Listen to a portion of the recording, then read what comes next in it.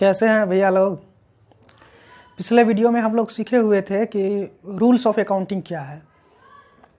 तो rules of accounting में personal account का अलग रूल है, रियल अकाउंट का अलग रूल है और नॉमिनल अकाउंट का अलग अलग है। सब तीनों अकाउंट्स का अलग अलग रूल है, जो कि हम पिछले वीडियो में देख चुके हैं। अब हम लोग आते हैं अकाउंटिंग साइकिल पर। अकाउंटिंग साइकिल उसको बोलिए या अकाउंटिंग प्रोसेस बोलिए, बेहद ही इंटरेस्टिंग टॉपिक है अकाउंटिंग साइकिल, या इसके अकाउंटिंग प्रोसेस भी बोल सकते हैं। इसके नाम से ही क्लियर है, अकाउंटिंग साइकिल मतलब कि साइकिल की तरह होगा। ये साइकिल की तरह मतलब कि अकाउंटिंग ईयर एक साल का होता है, मतलब कि हर अकाउंटिंग ईयर का एक साइकिल पूरा करने में अकाउंट्स को एक साल लगता है। जैसे कि हम लोग देखते हैं पहले कि अकाउंटिंग साइकिल में टोटल 7 स्टेप आता है। सबसे पहले आ जाता है आइडेंटिफाइंग,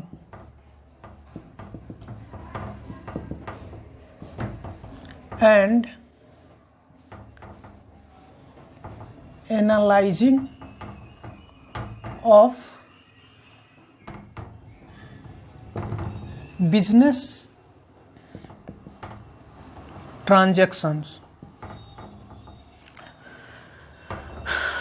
सब पहले एक एक लिख लेते हैं, उसके बाद हम लोग समझेंगे।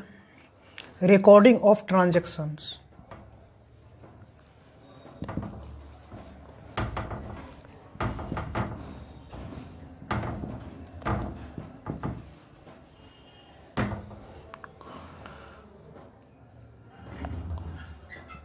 पोस्टिंग। पोस्टिंग के बाद आ जाता है ट्रायल बैलेंस।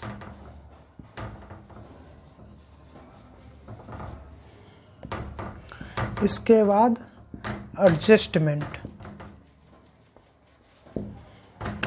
इसके बाद एडजस्टमेंट के बाद adjusted trial balance. Adjusted trial balance. Adjusted trial balance के बाद फाइनल अकाउंट बनता है। फाइनल अकाउंट में 2 हो जाता है, एक प्रॉफिट एंड लॉस अकाउंट, दूसरा बैलेंस शीट।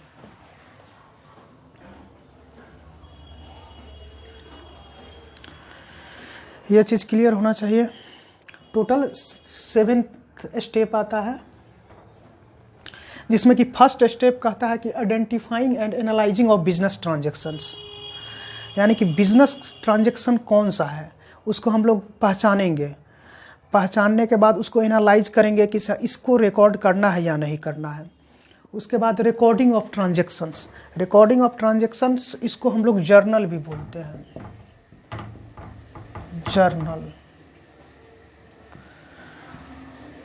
जर्नल एंट्रीज करेंगे रिकॉर्डिंग ऑफ ट्रांजैक्शन करने के लिए। जब जर्नल एंट्रीज कंप्लीट हो जाएगा, उसके बाद आ जाएगा पोस्टिंग कंप्लीट होने के बाद ट्रायल बैलेंस बनेगा। ट्रायल बैलेंस बनने के बाद एडजस्टमेंट होगा, यानी कि एडजस्टेड ट्रायल बैलेंस। कोई एंट्री अगर छूटा है, नहीं लिया गया है किसी कारणवश से, तो उस केस में एडजस्टेड ट्रायल बैलेंस यहाँ बनेगा। एडजस्टेड ट्रायल बैलेंस बनने के बाद फाइनल अकाउंट बनेगा। फाइनल अकाउंट यानी कि प्रॉफिट एंड लॉस अकाउंट्स और बैलेंस शीट। फाइनल अकाउंट में ये पिक्चर क्लियर हो जाता है कि पूरे साल में बिजनेस को कितना प्रॉफिट हुआ और कितना लॉस हुआ, और बैलेंस शीट भी बन जाता है लास्ट में। तो बैलेंस शीट बनने के बाद बिजनेस के पास कितना एसेट्स है और कितना लायबिलिटीज है, ये दोनों क्लियर हो जाता है। तो यही है अकाउंटिंग साइकिल, और ये हर साल रिवाइज्ड होता रहता है। यही अकाउंटिंग साइकिल आप लोगों को बना करके दिखा देते हैं। तो अकाउंटिंग साइकिल का स्टेप हम लोग देख चुके हैं कि इसमें क्या क्या आता है। अब अकाउंटिंग साइकिल बना करके आप लोगों को दिखाते हैं। जो कि फर्स्ट होगा क्या, ट्रांजैक्शन, बिजनेस में ट्रांजैक्शंस होगा, उसके बाद रिकॉर्डिंग, रिकॉर्डिंग होने के बाद पोस्टिंग, पोस्टिंग होने के बाद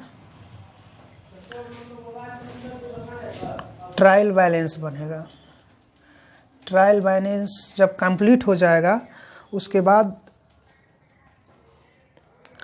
एडजस्टमेंट होगा। यदि कोई एंट्री छूट गया है, एडजस्टमेंट, एडजस्टमेंट एंट्री भी इसको हम लोग बोल सकते हैं। एडजस्टमेंट एंट्री बनने के बाद एडजस्टेड ट्रायल बैलेंस बनेगा। एडजस्टेड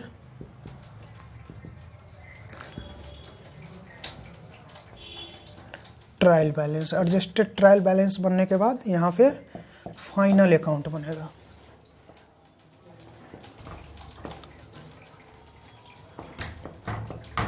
जो कि फाइनल अकाउंट में दो आ जाएगा, trading profit and loss account, trading and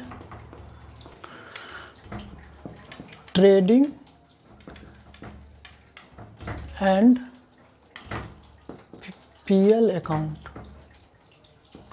उसके बाद यहाँ पे बैलेंस शीट बन जाएगा, बैलेंस शीट, जिसको हम लोग हिंदी में आर्थिक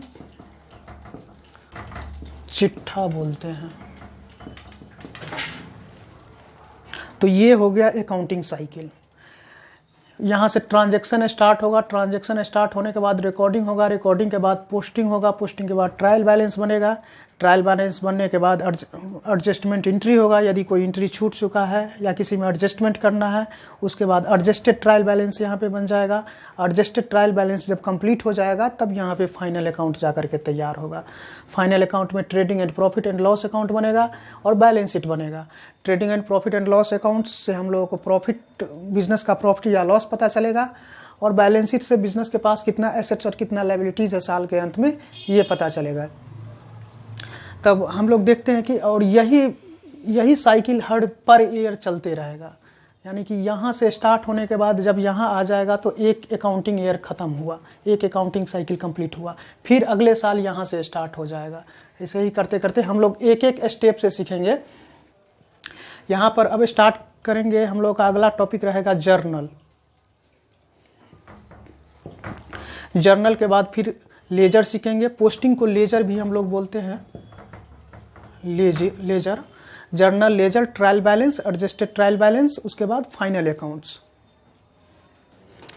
हम लोग आते हैं पहला अकाउंटिंग साइकिल में सबसे पहले कौन था, ट्रांजैक्शन था। तो ट्रांजैक्शन के बारे में हम लोग समझेंगे कि ट्रांजैक्शन, बिजनेस ट्रांजैक्शन वो होता है जो कि हम बिजनेस के पर्पस के लिए कोई चीज़ ट्रांजैक्शन करते हैं। जैसे रेंट पेड किए, सैलरी पेड किए, माल परचेज किए, ये सब क्या आ जाएगा, क्या हो जाएगा, बिजनेस ट्रांजैक्शन। अब उस बिजनेस ट्रांजैक्शन को क्या करना है, हम लोगों को जर्नल बुक में रिकॉर्ड करना है। तो जर्नल का परिभाषा हम लोग देखेंगे, recording of day to day business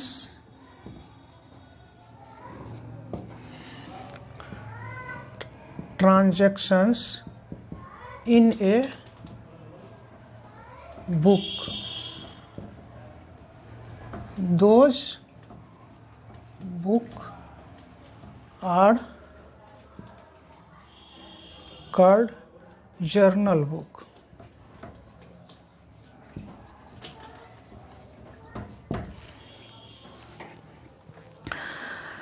जिस बुक में बिजनेस का डेली का ट्रांजैक्शन रिकॉर्ड किया जाता है उस बुक को हम लोग क्या बोलते हैं, जर्नल बुक बोलते हैं। तो जर्नल बुक में ट्रांजैक्शन रिकॉर्ड करने के लिए स्पेसिफिक फॉर्मेट दिया गया है। उस फॉर्मेट के अंतर्गत ही हम लोगों को जर्नल बुक में मतलब ट्रांजैक्शन को रिकॉर्ड करना होता है। तो जो स्पेसिफिक फॉर्मेट दिया गया है उस फॉर्मेट को हम लोग को सीखना बेहद ज़रूरी है, क्योंकि उसके बिना हम लोग जर्नल एंट्री को प्रॉपर ढंग से नहीं कर पाएंगे। तो आइए आते हैं हम लोग यहाँ पर लिखेंगे फॉर्मेट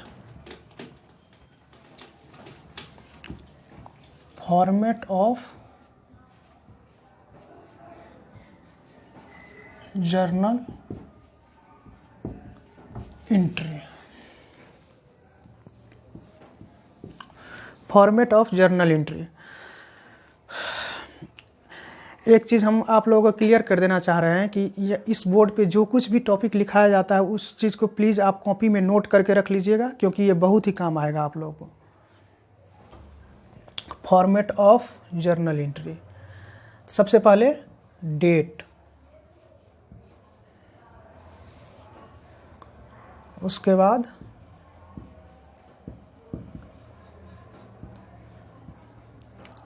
पार्टिकुलर्स, उसके बाद LF,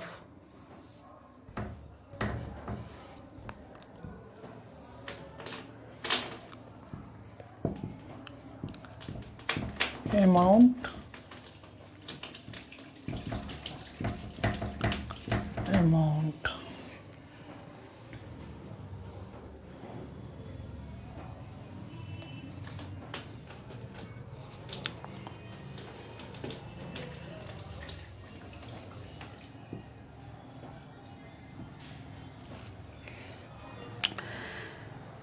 लेफ्ट साइड में डेबिट अमाउंट लिखाएगा और राइट साइड में क्रेडिट अमाउंट लिखाएगा। यानी कि जर्नल एंट्री में दो अमाउंट का खांचा होता है, एक डेबिट का होता है और दूसरा क्रेडिट का होता है।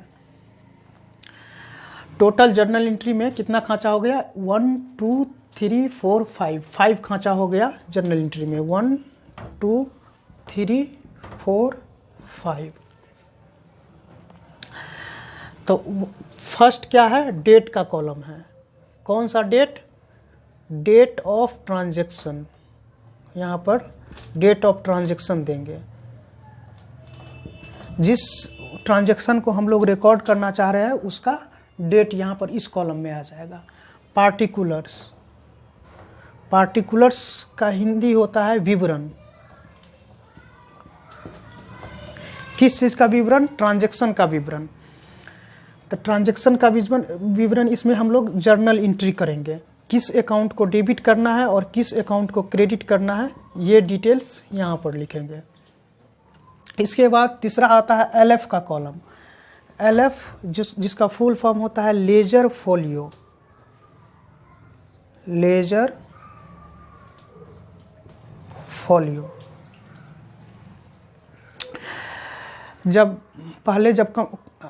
अब तो कंप्यूटराइज सिस्टम आ गया है। पहले जब कंप्यूटराइज सिस्टम नहीं था तो हम लोग का जो अकाउंटिंग का रिकॉर्ड होता था जनरली बुक्स ऑफ अकाउंट में ही रिकॉर्ड होता था। तो उस टाइम में क्या होता था कि जर्नल का बुक अलग रहता था, लेजर का बुक अलग, ट्रायल बैलेंस और फाइनल अकाउंट ये सब का अलग अलग बनता था। तो इसमें सिर्फ जर्नल और लेजर का ही बुक होता होगा, ट्रायल बैलेंस और फाइनल अकाउंट का नहीं। वो तो एक तरह से रिपोर्ट का फॉर्मेट हो गया। तो यहाँ पर आ जाएंगे तो वही जो लेजर बुक का जो फॉलियो नंबर रहता था वो इसमें मेंशन किया जाता था, इसमें कि लेजर बुक का फॉलियो नंबर, जो कि इसका जो पोस्टिंग होगा लेजर में उसका पेज नंबर। तो इसको LF बोलते हैं, इसको लेजर ऑफ फॉलियो बोलते हैं, लेजर फॉलियो। अब इसमें अमाउंट आ गया, डेबिट अमाउंट यहाँ लिखाएगा और क्रेडिट अमाउंट यहाँ लिखाएगा। एग्जाम में भी ये क्वेश्चन आ सकता है और आप लोग इस चीज़ को याद रखिएगा कि जर्नल एंट्री में टोटल खांचा कितना होता है? 5। एक डेट का, दूसरा पार्टिकुलर, तीसरा LF और फिर अमाउंट डेबिट, अमाउंट क्रेडिट। हम लोग आ जाते हैं कि जर्नल एंट्री कैसे करेंगे। रूल्स समझ में आ गया हम लोगों को, जर्नल का खांचा खींचना आ गया। अब जर्नल एंट्री कैसे करेंगे? तो सबसे पहले हम लोग जर्नल एंट्री का एक्सरसाइज करते हैं। Mohan started business with cash ₹10,000। अब इसका मतलब क्या है? मोहन बिजनेस एक स्टार्ट किया, कैश जिसमें पूंजी लगाया कितना? 10,000 रुपया कैश लगाया। तब अब हम लोग रूल्स में चलेंगे। रूल्स में चलेंगे तो वहाँ पे पर्सनल अकाउंट्स का रूल्स क्या था? Debit the receiver, credit the giver. और रियल अकाउंट का debit what's comes in, credit what goes out. और नॉमिनल अकाउंट का debit all expenses and loss and credit all income and gains. तो सबसे पहले हम लोग देखेंगे कि ये किस चीज़ में आता है, इस तीनों अकाउंट में से पर्सनल अकाउंट में आता है, रियल अकाउंट में आता है या नॉमिनल अकाउंट में आता है। तो यहाँ पर कैश किस में आता है, कैश रियल अकाउंट में आता है, कैश संपत्ति होता है। तो बिजनेस में Mohan started business with cash ₹10,000, यानी बिजनेस में 10,000 रुपया पूंजी लगाया। तो बिजनेस में आ क्या रहा है, कैश आ रहा है। तो कैश अकाउंट डेबिट। जब कैश बढ़ेगा तो उसको क्या करेंगे, डेबिट करेंगे, क्योंकि बिजनेस आने वाले रियल अकाउंट का जो ये है रूल्स क्या कहता है, डेबिट व्हाट्स कम्स इन, यानी कि आने वाले संपत्ति को डेबिट करो और जाने वाले संपत्ति को क्रेडिट। तो कैश अकाउंट डेबिट हो जाएगा कितना से, 10,000 से। अब यहाँ पर क्या है, देने वाले, अब पर्सनल अकाउंट्स का रूल्स क्या कहता है कि पाने वाले व्यक्ति को डेबिट करो और देने वाले व्यक्ति को क्रेडिट। तो यहाँ पे कौन दे रहा है, मोहन दे रहा है, कैश दे रहा है। तब मोहन ही स्टार्ट कर रहा है बिजनेस, तो मोहन के जगह पर क्या आ जाएगा, जो बिजनेस स्टार्ट करता है, जो बिजनेस में पूंजी लगाता है, तो उसको यहाँ पे टू कैपिटल लिख देंगे, टू कैपिटल अकाउंट्स। कितना, 10,000।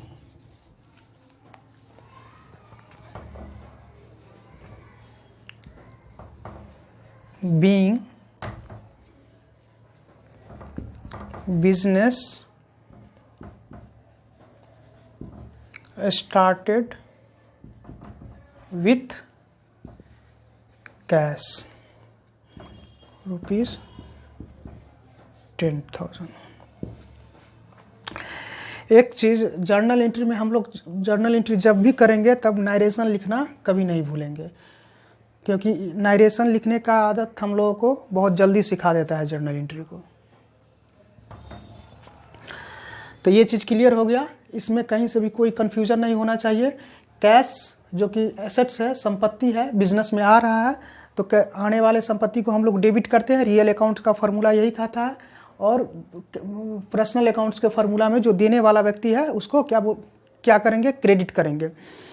तो यहाँ पर मोहन बिजनेस पैसा लगा रहा है, तो मोहन के जगह पर मोहन को क्रेडिट ना करके कैपिटल अकाउंट्स को हम लोग क्रेडिट करते हैं, क्योंकि पूंजी के जगह पे कैपिटल अकाउंट्स क्रेडिट होता है। हम लोग नेक्स्ट एग्जांपल देखते हैं। Purchase goods from Ram limited ₹10,000। अब यहाँ पर हम लोग देखेंगे इसका जर्नल एंट्री कैसे करेंगे। तो परचेज गुड्स परचेज किए, तो गुड्स क्या है बिजनेस के लिए, इसको गुड्स बिजनेस के लिए क्या है, एसेट्स है। एसेट्स इस टर्म में है कि जब गुड्स मेरा बच जाएगा तो स्टॉक के रूप में एसेट्स होता है, नहीं तो कितना बुक में परचेज को खर्चा भी माना जाता है और एसेट्स भी माना जाता है। अब यहाँ पर आते हैं कि गुड्स जो purchase goods from Ram limited ₹10,000, इसका जर्नल एंट्री क्या हो जाएगा। तो बिजनेस में क्या आ रहा है, आने वाले संपत्ति को डेबिट, तो गुड्स आ रहा है, तो गुड्स के जगह पर हम लोग क्या, किस चीज़ को परचेज जब करते हैं, माल जब खरीदते हैं, परचेज मतलब खरीदना होता है, तो यहाँ पर परचेज का ही यूज करते हैं। परचेज अकाउंट डेबिट टू कितना का खरीदे हैं, 10,000 का कैश से खरीदे, तो कैश मेरा जा रहा है, तो यहाँ पे फिर रियल अकाउंट का फॉर्मूला लागू हो जाएगा, जो कि रियल अकाउंट में क्या कहता है, जाने वाले संपत्ति को CR करो यानी क्रेडिट करो और आने वाले संपत्ति को डेबिट करो। तो यहाँ पर कैश मेरा जा रहा है, कैश मेरा एसेट्स है और जा रहा है, तो इसको क्या करेंगे, CR करेंगे, कितना से, 10,000 में।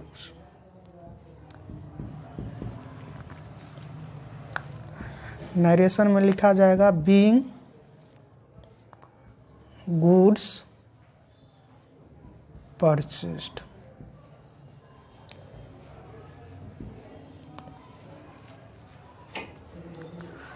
अब हम लोग नेक्स्ट एंट्री देखेंगे।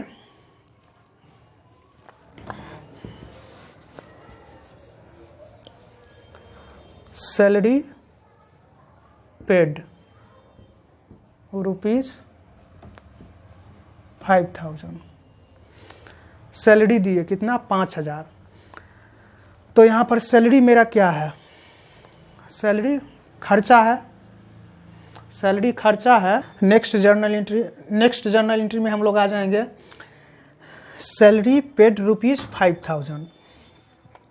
तो यहाँ पर सैलरी खर्चा है, सैलरी खर्चा है तो यहाँ पर किसका रूल अप्लाई होगा, नॉमिनल अकाउंट का, क्योंकि खर्चा हानि लाभ आमदनी किस अकाउंट में होता है, नॉमिनल अकाउंट में। तो नॉमिनल अकाउंट यहाँ पर क्या कहता है, debit all expenses and loss, credit all income and gains. तो डेबिट ऑल एक्सपेंसेज यानी कि खर्चा हो रहा है, तो यहाँ पर सैलरी को क्या करेंगे, डेबिट करेंगे। सैलरी अकाउंट डेबिट कितना से, 5,000 से। टू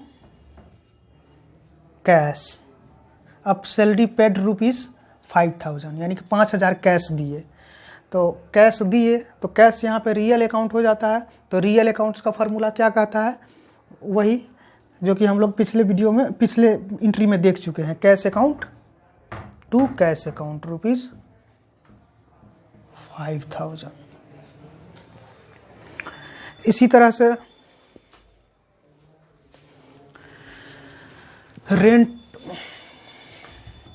रेंट पेड का एंट्री हम लोग देखते हैं।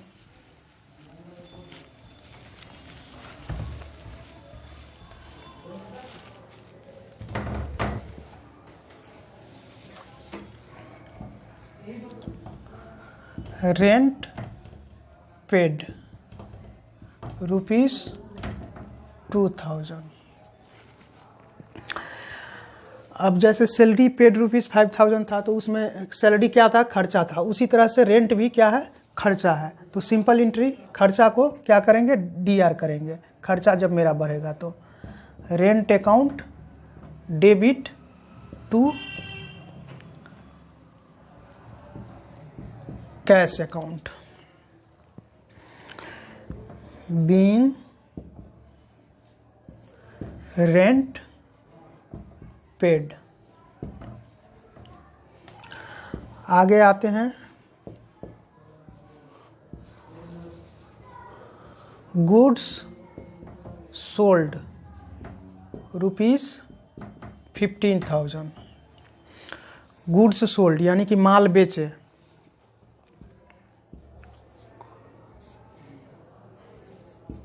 माल बेचे, नगद 15,000। इसका जर्नल एंट्री क्या हो जाएगा, नगद 15,000। यानी माल जब हम लोग बेचेंगे तो माल बेचने के बदले में क्या आएगा, या तो कैश आएगा या हम उधार माल बेचेंगे। तो यहाँ पर नगद बेच रहे हैं, तो नगद बेचने के बाद क्या आ रहा है हम लोग के पास, माल के बदले कैश आ रहा है। क्या चीज़, कितना, 15,000। तो फिर यहाँ पे कैश, जैसे ही कैश आया यहाँ पे रियल अकाउंट्स का फार्मूला अप्लाई हो जाएगा। तो रियल अकाउंट में क्या कहता था, रियल अकाउंट में कि debit what's comes in, credit what goes out. तो डेबिट व्हाट्स कम्स इन यानी आने वाले संपत्ति को DR। तो यहाँ पर आ क्या रहा है, कैश आ रहा है। तो कैश आ रहा है तो कैश को क्या कर देंगे, कैश अकाउंट DR 5,000। अब CR किसको करेंगे यहाँ पे, तो अब गुड्स जब हम लोग सोल्ड करते हैं तो गुड्स सेल करते हैं तो क्या आता है, इनकम आता है। तो जैसे ही इनकम, एक्सपेंसेस, लॉस और गेंस से रिलेटेड कोई भी टॉपिक आएगा तो उसको हम लोग नॉमिनल अकाउंट्स में रखेंगे। तो नॉमिनल अकाउंट्स का फार्मूला फिर क्या कहता है, वही debit all expenses and loss, credit all income and gains. तो debit all expenses and loss करेंगे तो इसमें ये गुड्स क्या है, एक्सपेंसेस है, नहीं है एक्सपेंसेस, सेल कर रहे हैं तो गुड्स एक्सपेंसेस है नहीं। तो फिर ये क्या है, इनकम है। तो टू गुड्स के जगह पर हम लोग हमेशा सेल्स परचेज का यूज करेंगे, सेल्स अकाउंट। तो 15,000।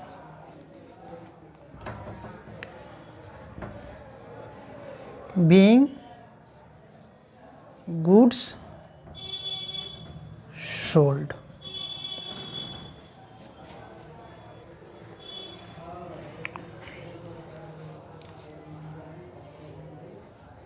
मार्कर कहाँ है रे?